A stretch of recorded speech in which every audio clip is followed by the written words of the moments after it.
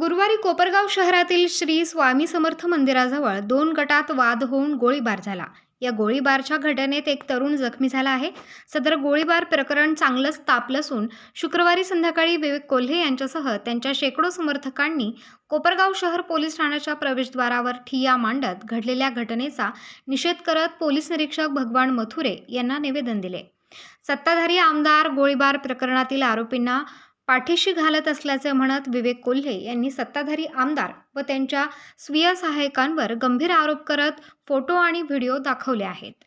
शहरात जो गोळीबार झाला त्यात आपण आज काही फोटो आणि व्हिडिओ दाखवून थेट लोकप्रतिनिधींवरती आरोप केले। काय नेमका आरोप आहे, काय प्रकार आहे? निश्चितपणाने जे आरोपी काल गोळीबार प्रकरणामध्ये त्या ठिकाणी पकडले गेलेले आहे ते गोळीबार करायच्या आधी त्या ठिकाणी आमदारांचा स्टेटस ठेवून स्वतःला त्या ठिकाणी बॉस आमदारांना म्हणून त्या ठिकाणी त्यांनी स्टेटस ठेवलेले होते।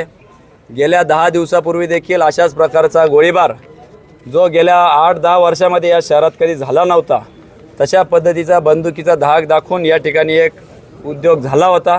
पण त्याच्यावर कुठलीही कारवाई न झाल्यामुळं आणि गेल्या 10 दिवसामध्ये हा जो संबंधित आरोपी होता त्या ठिकाणी आमदारांचे वेगवेगळ्या पद्धतीने फ्लेक्स लावून त्या ठिकाणी त्यांनी आमदारांना बॉस म्हणून संबोधितलं आहे। आणि म्हणून ह्या सगळ्यांच्या मागं जो कुख्यात गुन्हेगार आहे त्याला कुठंतरी राजआश्रय देण्याचं काम या ठिकाणचे लोकप्रतिनिधी केलेलं आहे असा आमचा थेट आरोप आहे। त्याचं दुसरं कारण असं, कारण की ज्याच्यावर गोळीबार झालेली आहे त्याच्यावर त्या स्वतः गोळीबार ज्याच्यावर झाली आहे, कुठं आहे तो व्हिडिओ, गोळीबार झालेली आहे तर त्याच्या स्वतः त्यांनी तिथं म्हटलेलं आहे की आमदारांचे स्वीय सहाय्यक जोशी आणि आमदार आशुतोष काळे यांचं त्याला पाठबळ असल्यामुळं तो ही माझ्यावर गोळीबार केलेला आहे असं त्यांनी उघडपणे म्हटलेलं आहे। आमच्या पोलिसांना एवढंच विचारणं होतं की तुम्ही या पद्धतीने लोकप्रतिनिधींची विचारणा करणार आहात का नाही।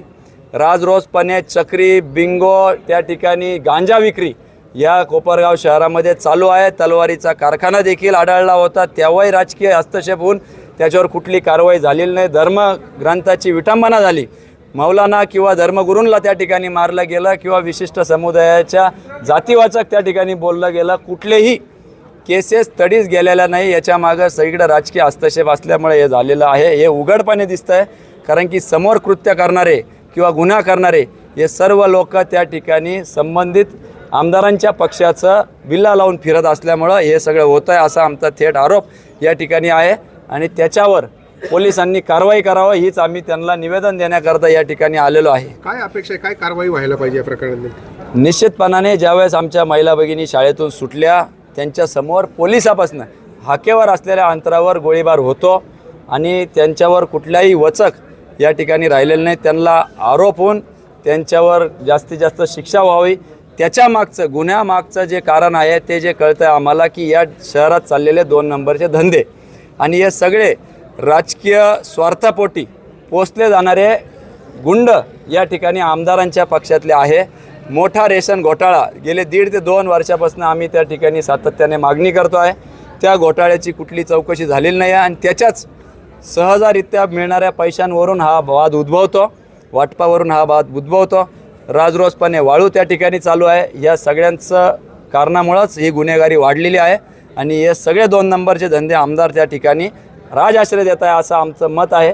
त्यामुळं या 2 नंबरच्या धंद्यांना आळा घातला पाहिजे असं आम्हाला पोलीस प्रशासनाला विनंती आहे। कुठेतरी विधानसभा निवडणुका जवळ आलेल्या आहे त्यामुळे राजकीय याच्यातून हा आरोप केला जातो। नाही, राजरोसपणे जे काय आरोपी आहे त्यांचे जर फ्लेक्स त्या ठिकाणी लागत आहे, पोस्टर त्या ठिकाणी लागत आहे, स्टेटस त्या ठिकाणी लागत आहे। अगदी गोळीबार करायच्या काही तासापूर्वी त्या ठिकाणी बॉस म्हणून स्टेटस ठेवून त्या ठिकाणी सांगताय आणि काल परवा आमदार स्वतः म्हटले की विरोधकांना गाडून टाका। आम्हाला शंका आहे की अशा बंदुकीच्या धाकेनी ते विरोधकांना गाडू पाहू इच्छित आहे का काय, पण आमचं काय होऊ न हो, परंतु या शहराची कायदा सुव्यवस्था निश्चितपणाने त्यांनी गाडून टाकली असं आमचं मत आहे। आणि ह्याच कारणास्तव येत्या निवडणुकीमध्ये योग्य तो पद्धतीने जनता जनार्दन त्यांना धडा शिकवल्याशिवाय राहणार नाही असं माझं प्रामाणिक मत आहे। गृहमंत्री थेट तुमच्या पक्षाचे आहे, थेट गृहमंत्र्यांपर्यंत हा विषय आपण नेणार तो व्हिडिओ या ठिकाणी ज्या व्हिडिओमध्ये उसके बाद में वो मोदी और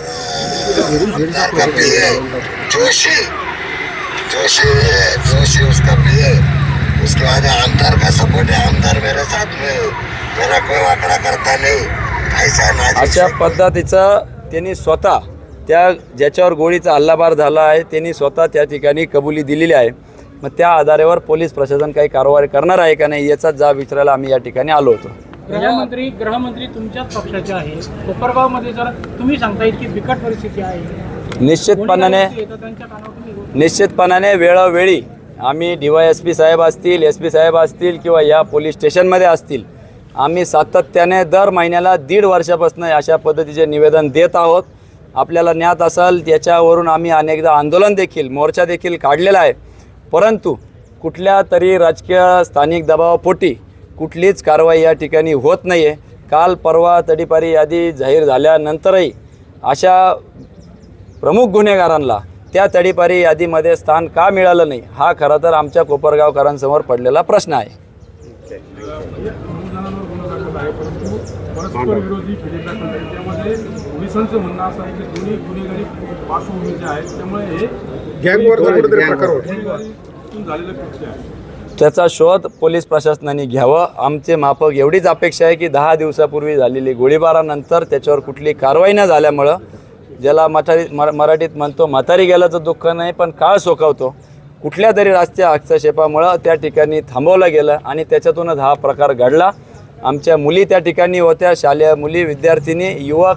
स्वामी समर्थाचं केंद्र असल्यामुळं गुरुवार असल्या कारणास्तव त्या ठिकाणी मोठ्या प्रमाणात गर्दी होती आणि अशा स्थळी पोलीस स्टेशनपासून अगदी हाकेच्या अंतरावर अशी घटना घडती ही निश्चितपणाने कोपरगाव बिहार झालेला आहे का काय अशी प्रश्न किंवा विचार आमच्या मनामध्ये आल्याशिवाय राहत नाही.